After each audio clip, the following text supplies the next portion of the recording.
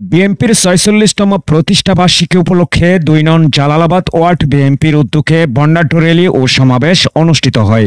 নগরীর বটতলী বাজার থেকে র্যালি শুরু করে অক্সিজেন মোড়ে এসে সংক্ষিপ্ত সমাবেশ অনুষ্ঠিত হয়।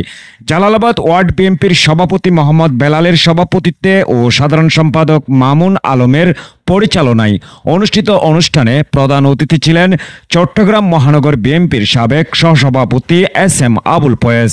বিশেষ অতিথি ছিলেন বাইজিদ থানা বিএনপির সভাপতি আব্দুল্লাহ আল হারুন। এতে উপস্থিত ছিলেন জালালাবাদ ওয়ার্ড বিএনপি নেতা মোহাম্মদ ফুরকান, মোহাম্মদ আসগর, মোহাম্মদ ইসমাইল, আসগর হোসেন, আজু, ফয়সাল, সুমন, হিমেল, আকাশ সহ আরও অনেকে।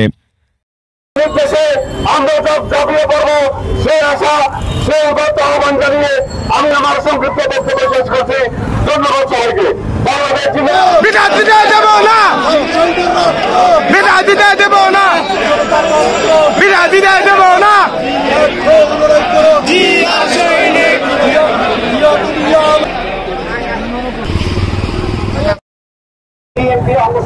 আজকের এই বর্ণাঢ্য র্যালি এবং মিছিলের